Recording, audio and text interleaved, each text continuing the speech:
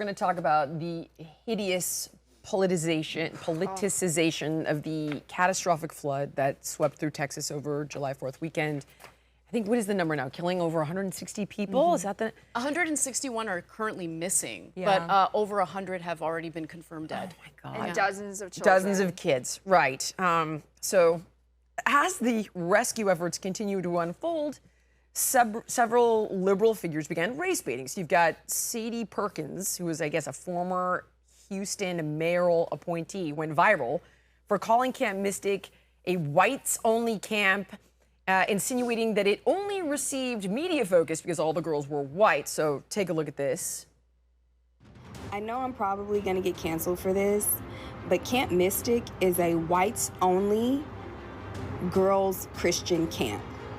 It is a all-white, white-only, conservative Christian camp. If you ain't, should be most likely Hispanic. If this were a group of Hispanic girls out there, this would not be getting this type of coverage that they're getting. Okay, that's good, Nat. And then it wasn't just politicians, though. You had a really prominent pediatrician named Christina Probst who similarly spewed hate, saying the victims got what they voted for. Jeez. And she wished for the safety of only non-MAGA voters and pets. So this is beyond gross and awful. She just got fired. Lindy, I want to ask you, why is race baiting such a powerful political tool? Why is it a go-to for the left? If it is for the right, Anna, by all means, come in and bash me, but I see it on the left constantly. Absolutely. I also just want to bring us back for a second. This should have been a moment of national unity. Right. And everyone coming together and funneling all of our resources into finding these girls and their families. And by the way, it wasn't just Camp Mystic. There were a bunch of families camping along that river. So it was bigger than that, and instead it's devolved into this exchange of race baiting and throwing hate at each other. And by the way, I want to say this Sadie Perkins woman, she doubled down. Yesterday, God, how? Yesterday, Nat, I put it in the clip, put it in the doc. She called these girls little, I can't even say it. See you next Tuesdays. Exactly. I can't believe she said that. I cannot The little believe girls children? who are dead, she dead called them girls. see you next Tuesday. Exactly. Yeah. She said this on her TikTok account in response to someone saying, how could you be so cruel? And in response to this, I am happy to say that her church issued a statement distancing themselves from her extremely gross statements. Not only that, her husband issued a statement distancing himself from his wife. Yeah. Wow. And unfortunately, yes. Right? Yeah, I'm gonna divorce. though, Grounds for divorce. I do want to say, though, he did mince his words. He didn't condemn what she said. He disavowed the, he basically said this is not appropriate, but he did not directly condemn the content of her statement, which I think he definitely should have done. So, as Jillian pointed out, it wasn't just two isolated incidents. There's been a massive outpouring of Democrats and various politicos using this opportunity to race bait. And I think a part of it is just because it's clickbait. It gets, it's enraged to engage. They're trying to use this opportunity to elevate themselves, which is extremely unfortunate. I know Amy was mentioning that, Destiny said something particularly horrific. I would love to get into that. Yeah. I know we're focusing on the race baiting aspect, but once we're done with that and everyone gives their piece, I would love to come back and talk about that because I have a particular high level of vitriol for this human. Just to say one last thing about the race thing, and please hold on to the Destiny thing because it's really important. I just want to say, I'm trying to be very fair on this, and we've talked about this, but I really think this is you're right. It's a lefty thing. Lindy and I have gone. I'm like, I need you to take off this lens of damage. But that's why I said it. I really only see it on the left, and I opened myself up to the hammer over here. I just want to say, I completely hear you, and I appreciate your feedback, and I'm trying here, but I do think this is an ugly manifestation of critical race theory and viewing everything through race when this is really about dead girls families losing everything. Okay, Yep, this is about you're right. humanity. And frankly, if you look at the demographics, it's not even true. They have plenty of Hispanic girls. It's not even true. Like empirically, it's not even true. So her statement is false, by the way. So this should have been a moment of coming together. Unfortunately, it turned into something that completely ugly. I think, look, I don't really want to get into a partisan debate because I think what she said is so horrific, and to immediately go to narratives of division and hatred when such a terrible tragedy has happened, I just find it gross. I think that race politics manifests on both sides of the political aisle, but differently.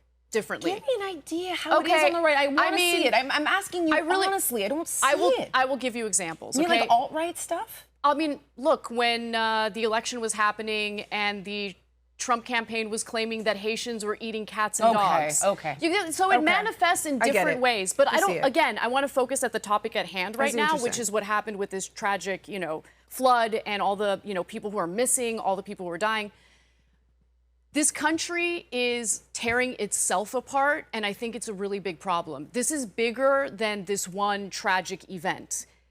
I think that the elite in this country have done an excellent job in convincing ordinary American people that we need to fight each other, that we should not have a shared identity as Americans. That's what this does. And rather than holding the people up top who screw us over day in and day out, but rather than hold them accountable, we're fighting with each other. What this woman said disgusts me to no end.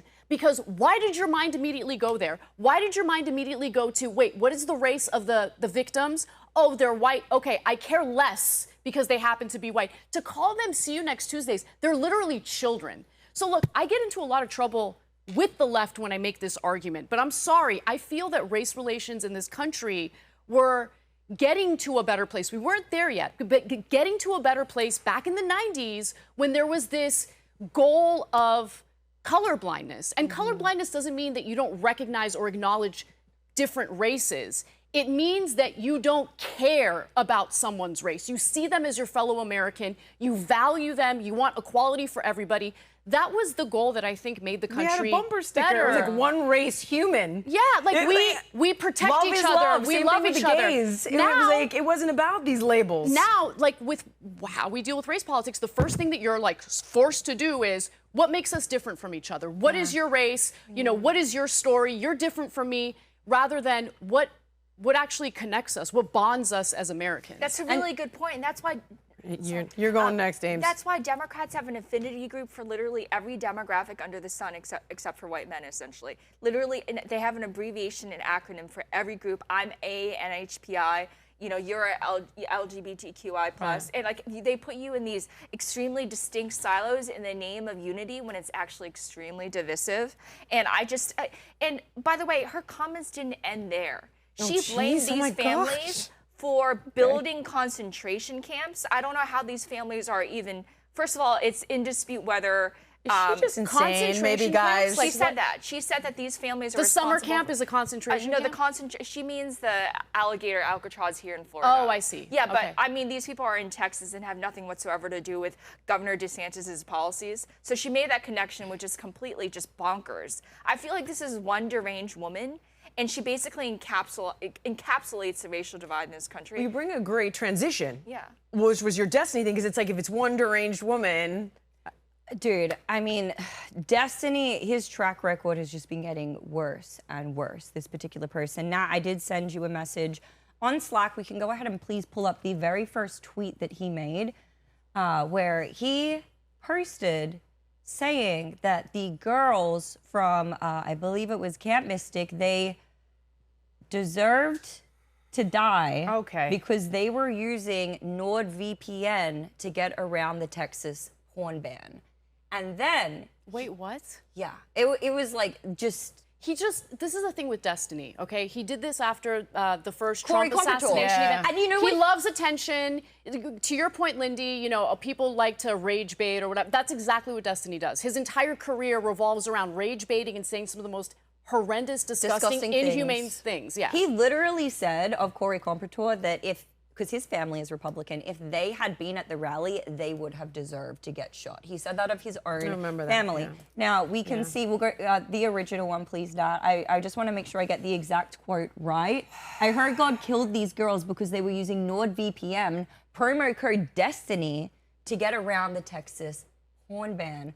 Also trying to plug a sponsorship, which turns out he's not even sponsored by them. And so what's happening now, NordVPN looks like they're about to sue him massively because there was an influx of thousands of posts of people saying, canceling NordVPN right now. He's not even associated with them. They have direct results of damages. So this is going to be another lawsuit added to Destiny's current repertoire, where he is currently being pursued in court for sexual crimes against women, one of which are my friends. This is a absolutely despicable human being. And the fact that people are using a situation like this, like you said, mostly to get clicks, to increase their popularity. My question is, how mentally ill do you have to be to think that that will get you points with absolutely anyone? Well, what's crazy is, I mean, he's a relatively popular streamer, so there's a market out there for his disgusting commentary. But what I find so fascinating about people on the left, like Destiny, is they spend a lot of time judging the other side of the political aisle for being immoral or doing things that they find disgusting and wrong. Well, what about your own conduct? What about your own behavior? And are you really a good representative of Democrats? Like, this is a guy who wanted, like, the Democratic Party to take him more seriously as, like, a representative, as a, oh my God, you know, like a almost like a delegate type situation. And it's like, no, bro. No, and he started debating Ben Shapiro. He started debating, like, I all saw of that these on big Lex. figures I started listening to him after that, and because I was like, oh, hold on. Exactly. Oh, no, and then obviously after that Corey Coverture situation happened, like, everyone disavowed him, including some people from the left. Thank goodness. I have always made it a point since I started my political career. I wanted to get around people who held different political opinions. That's what I love about this show. We're all kind of on different ends of the political spectrum. Right. I never want to be in an echo chamber. So I actually enjoyed a lot of my conversations with Destiny. And I don't know if he was always this deranged and I just didn't notice, or if something clicked and broke in his brain during the last election cycle. I think so. When he realized that, yeah, Biden wasn't going to be president, and at the same time, his wife, who he was in an open relationship with, openly promoted degeneracy in his relationship, ended up leaving him for a trans person. I am so glad. These two things converge simultaneously, and I think it broke something in his brain. Amy, I'm so glad. I have really no idea who this person is. I was on Piers Morgan with him once, and that's the extent of my knowledge. I really don't want that trash in my head. And I caught him on Lex once, entertained it for a little, and then I was like, oh, hold on, this guy's unhinged. And it was the Corey Compatore, I think that's, forgive me if I'm getting his name wrong, that I You saw it very clearly. shouldn't wish death upon people, especially your fellow Americans, because they vote differently than you. Right. I get it. I mean, I definitely went through a phase, certainly in 2016, where I was not as deranged as Destiny is, but I had convinced myself, oh, people who voted for Trump are bad people. I don't think they're bad people. I think we live in a system where you have two parties that, quite frankly, suck. And after seeing what happened in the primary cycle of 2016, a lot of people who would have voted for the Democratic candidate were like, we don't know what to do. We're so disgusted with the Democratic Party. And they decided to cast their ballots for Trump. A lot of people who voted for Obama twice in states like Florida ended up voting for Trump. Does that mean that they're bad people? I think people are trying to make the best out of a terrible political situation that we're in. And we should, again, find ways to connect and bond with people in our country. Otherwise, if we keep tearing each other apart, if we continue devaluing people's lives based on their political ideology, we don't really have a country. We're just headed for the inevitable disaster of this country falling. 100%. And by the way, we've come together before. This is not just some pipe dream. 9/11, we came together as a country. We did. On the whole, we did. Well, the one thing that I want to throw out, and if you guys are okay after that, we'll move on, is you mentioned very specifically, and this was a point that I kind of wanted to make, is that we're not paying attention to the real bad stuff that goes on because we're so busy fighting with each other. And I do tend to wonder if that is another reason, beyond just influencers who are utilizing it as clickbait, if it is a tool that it's a distraction. Oh, it's by design. It's like, Jill, it's by design. Like, it is you guys contrived fight amongst yourselves, so you can't see all the crazy shit that's going on as we're siphoning off wealth from the middle class to the top, like, fraction of a percent. I think that we need to be There's a term for that. There's a term. Isn't it called wagging the dog? Yeah, essentially. Yeah, exactly. I mean, it goes back to what Dr. Drew was saying. Hysteria. We have become hysterical. And when we're sick, sad, and hysterical and emotional, you can't think logically and you can't recognize what's right in front of your face. And that's honestly what I feel like this government wants and what they keep saying to us. Stop believing your lying eyes. I know. No, believe your eyes. Believe what you're seeing and think critically, because as soon as you start to dig and just ask a couple of questions deeper, just go a little bit deeper, the whole thing starts to unravel. That's so true. And then final thing I'll say about this story is the real issue here is the lack of warning about the floods, right? There was a warning system that the town was thinking about investing in, but they ultimately decided against it because they thought it was going to be too costly. These girls didn't have enough warning or any warning at all. They were asleep when this flood happened, and it's just absolutely devastating that all of these kids, all of these innocent people lost their lives. It was a horrific event, and if you don't feel deep empathy for those who have perished and their family members who are now suffering the burden of knowing that they've lost family members, there's something wrong with you. Yeah. Jill, are we going to talk about well, the weather aspect of you it? just transitioned us. So there's a whole separate way in which this is being politicized. So race baiting obviously not being the only thing. You've got Democrats like Chuck Schumer who are pointing fingers fast, blaming Trump's budget cuts to the National Weather Service, right? And there are also people suggesting that this is all because of climate change, which you and I have seen in California. Oh, no. I know you lost 2 homes in 6 years, but it's climate change. So take a look at this here. Will you play this for me, Nat? The Commerce Department's acting inspector general, Schumer, said, quote, "I urge your office to immediately investigate whether the staffing shortfalls at NWS offices in Texas and across the country played a role in exacerbating the impact of this deadly flooding event. Those floods have killed more than 90 people in central Texas, including dozens of children." Okay, since cut it January. there. So hold on, I'm getting to you. Experts have previously warned, now this is fair, right, that potential cuts that Trump had made to the NWS could lead to more deaths and slower warnings and less accurate forecasts.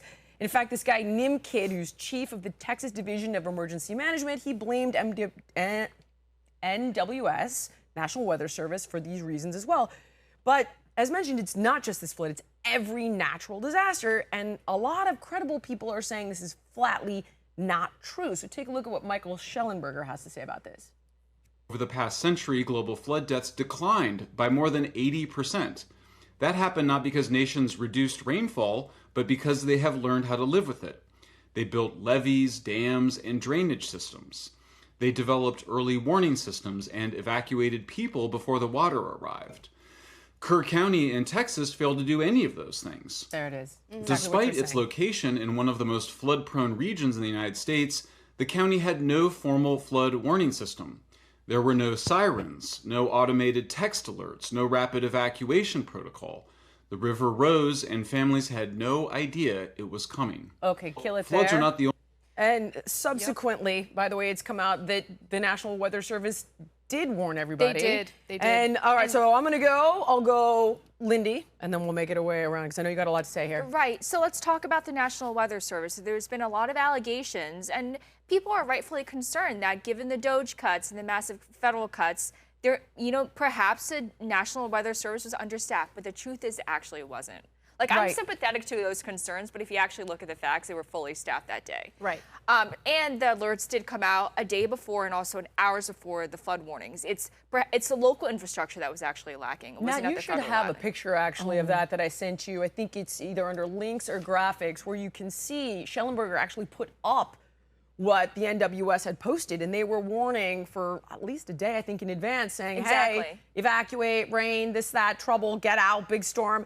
I mean, so if it's not that, and I want to talk for a second about climate change because I know you two have a lot to say about that, but when it comes to the fires in California. Right, yes, I have a lot to say. This has been, okay, so this very is similar the situation. narrative. Now, yeah. Anna, start. Okay, so I'll just be here to just have your back should you need it, fill in any gaps you may miss, which I doubt. let me begin by saying I'm not a climate denier, climate change denier. I acknowledge it exists. I acknowledge that, you know, human activity has created this problem and exacerbated it. However, I feel that local leaders and politicians who have failed their towns, their cities, their counties, like to immediately scapegoat climate change so no one focuses on their failure. So let's talk about the California fires, the Los Angeles fires for a second. You do this better than anyone. Yes. Better than me, which is amazing. So Karen Bass, who's the mayor of Los Angeles, till this day will deny that she cut the firefighters' budget. That is untrue. She did cut millions of dollars from the fire department's budget. She increased the pay for the firefighters. So when it comes to operational funding, she did cut it.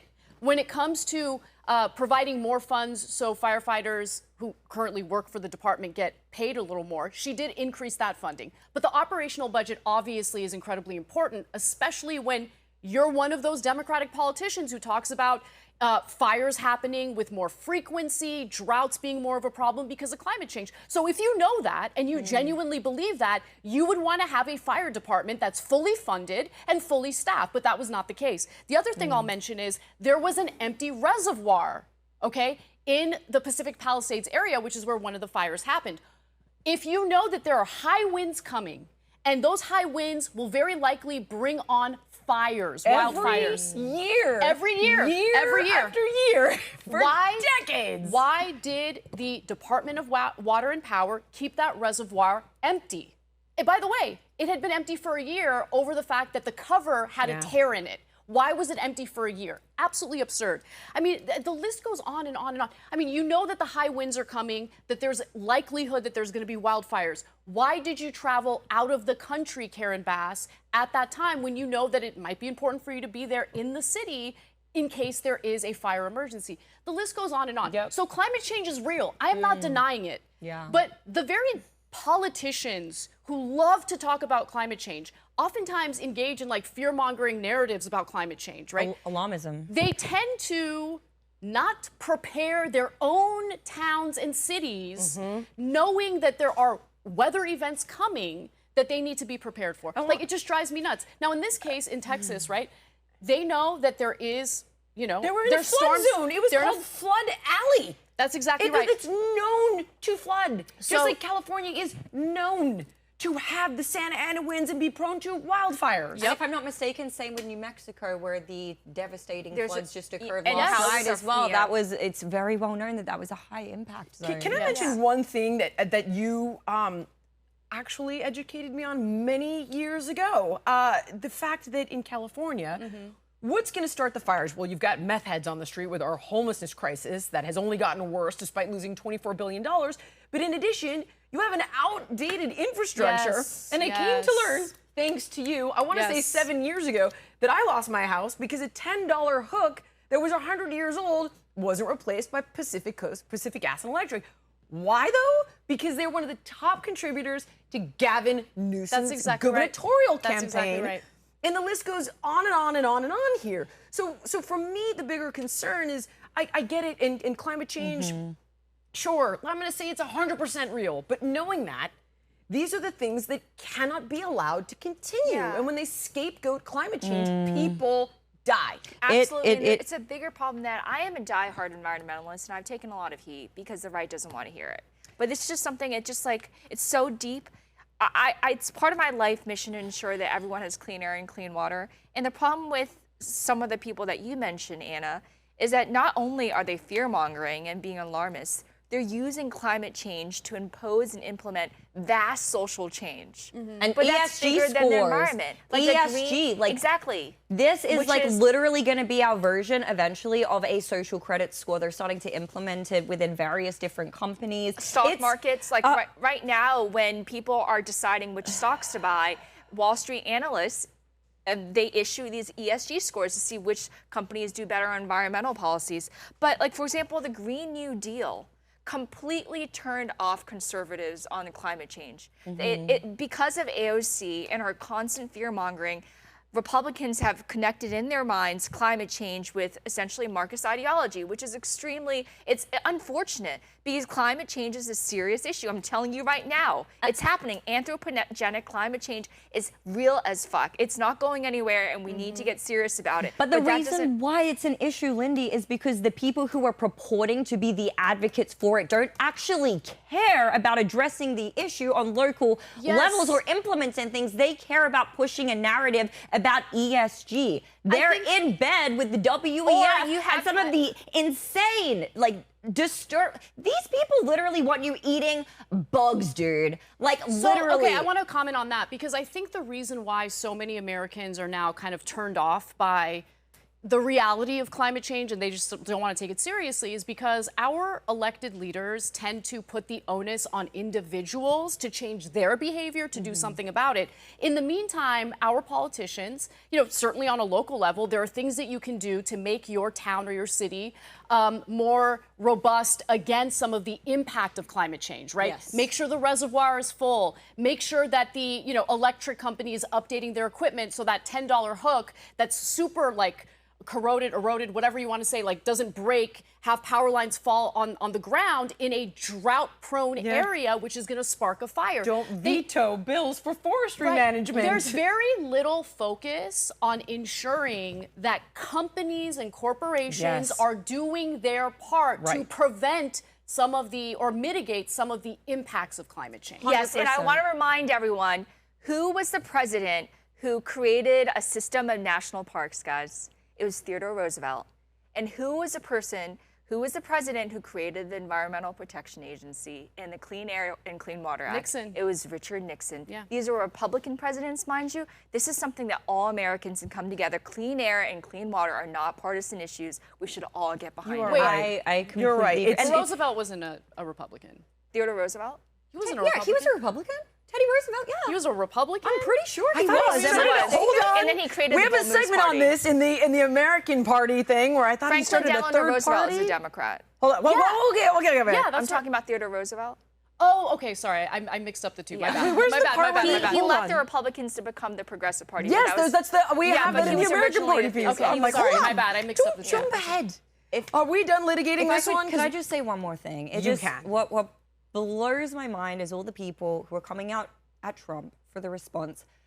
From what I've researched, correct me if I'm wrong, this seems to be one of the fastest FEMA responses since Harvey. And under the Biden administration, the people of Maui literally did not have sirens, had their exits blocked. Story. We're in, literally, you saw that footage, man. They had no one who was there to help them. And in fact, when they were trying to leave, people prevented them from leaving.